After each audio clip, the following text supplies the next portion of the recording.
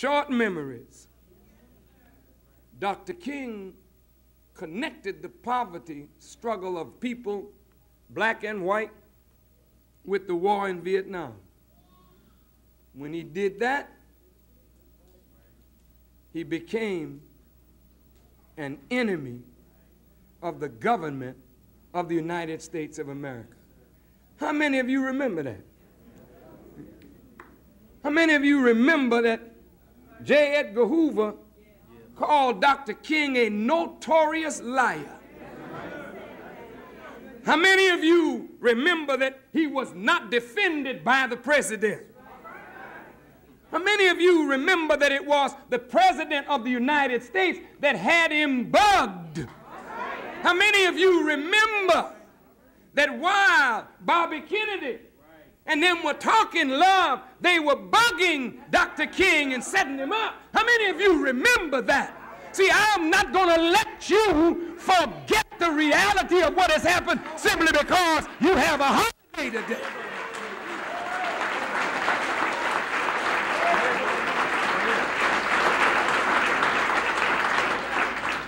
Negroes like holidays because they want something for nothing.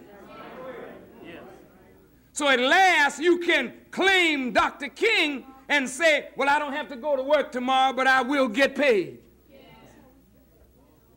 And that's all Dr. King's struggle means to many, many people. Not because that's all it is meant that his struggle means, but they don't intend for you to see the guts of Dr. King. That man was a strong man.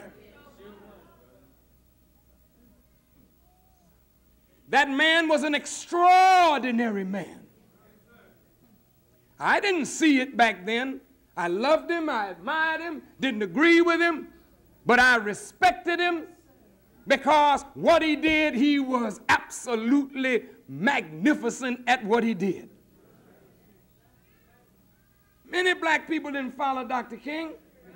He had more white followers than blacks. The masses of young brothers, they were not going to turn no cheek. The young brothers in the street, you can't tell them you can drag my mother out the house and I'm going to love you. No, you couldn't tell them that in the 60s, and you sure can't tell us that in the 80s.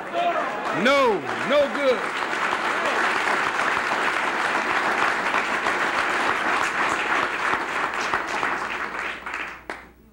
Dr. Martin Luther King became an enemy to the government.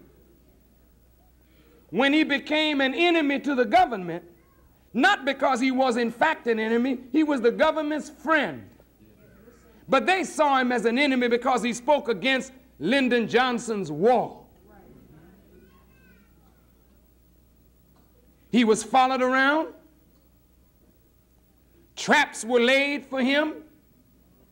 They called him a communist. You don't remember that, do you? He was repudiated. Not as much as I, but he was repudiated. His own friends and preachers, many of them right here, that will be holding big ceremonies for Dr. King, wouldn't march with him here when he was in Chicago, cussed him out, talked about him, didn't want him in their church here in Chicago. How quickly you forget. But it's safe now for everybody to embrace Dr. King, because white folks have embraced him. Now you can embrace him.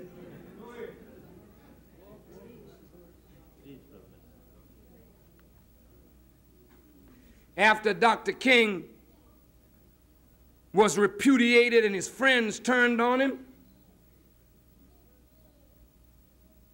the burden got heavier and heavier for the doctor because he was lonely and distraught. And he didn't die feeling good. He died feeling sad. Go listen to his last speech. I'm not fearing any man. Why are you saying that, doctor? Because many men were out to take his life. Contracts were out on his life. When your own people turn against you, that's what hurts more than anything else. I may not get there with you, but I have seen the promised land. I may not get there with you. My spirit is broken. My heart is broken. I'm on a downer, but still you can call me out. I had something else to do, but you called me to Memphis and told me that I must lead this garbage man strike. And so on the side of the poor garbage man, I will take my stand, but I had other things to do and I am exceedingly tired. But he came to Memphis to die. Killed, they say, by John Ray.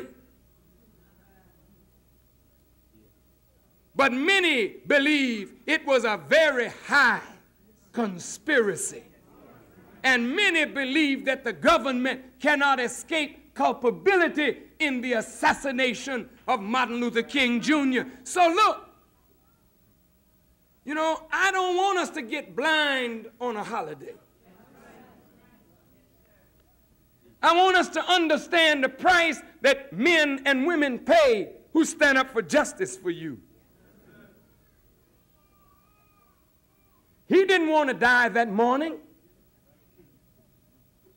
He didn't leave his hotel saying that there's a man out there ready to kill me. I'm going to go face him. Come on, Brother Minister. Go ahead. He left going to an engagement and was shot down by somebody who knew he was traveling. Come on, Brother Minister. It wasn't quite just one man. Many, including Dick Gregory, have many sound theories on the assassination of Dr. King. The real truth may come out maybe a few years down the road, and when it comes out, you're not going to feel too good about it. Like the real truth will come out one day soon about the murder of Malcolm X. It's too convenient for you to say Elijah Muhammad did it. The Muslims did it. It's too convenient. When the real truth comes out, and I'll tell you what the real truth is, it's that same government that will give you a holiday for a man is the same government that killed the man. It's that same government.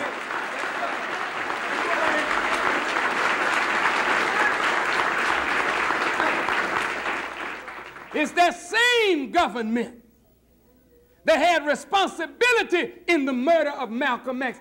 Even though a black man pulled the trigger, who was the black man? Who were they, since the two you got and charged with the murder are innocent of the murder? Who did it? Why won't you reopen the case since you know that the two men are innocent? It's the government. The same government that is cutting back on school lunches.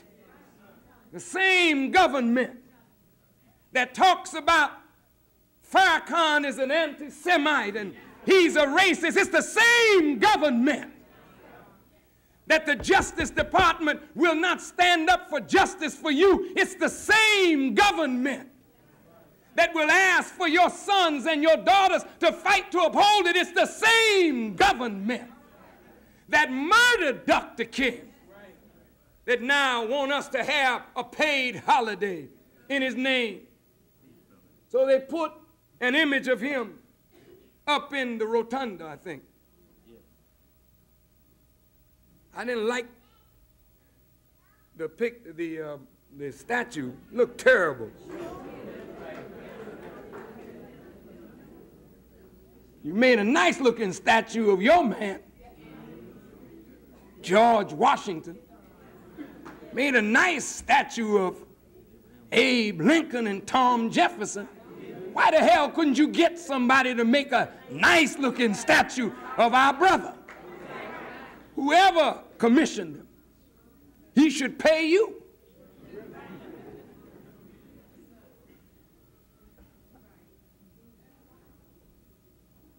Mockery. So tomorrow, you'll sing songs, and you will talk about you have a dream, and then you'll go back to sleep. Tomorrow, you will praise Dr. King and then forget that he stood for something. This world is something. I look at all these Negroes with Malcolm on their wall who wouldn't walk under Malcolm's shadow when Malcolm was alive. I look at these same Negroes who, as long as there was no heat on Farrakhan, they could walk with me, be seen with me. Now all of a sudden you have to distance yourself.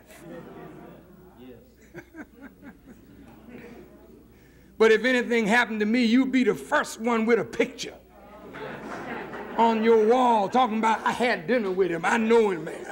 He's my man. He was a great man. And you'll probably go down to the city council and name this alley back here Louis Farrakhan Way. Go ahead, sir. Nation of hypocrites that memorialize your dead in the wrong manner. You memorialize your dead not by making holidays to their memory, but by living out the creed that they lived and died for. This is the way you memorialize Dr. King. You work to make what he envisioned reality. But was his vision reality? If you think that you're going to be around here and white folk are going to accept you and you're going to be their brother, you will wake up one day. That's not going to happen, brother and sister. Not until their mind is destroyed. You have to kill their mind totally. And I'm telling you, none of these got what it takes to kill the white man's mind.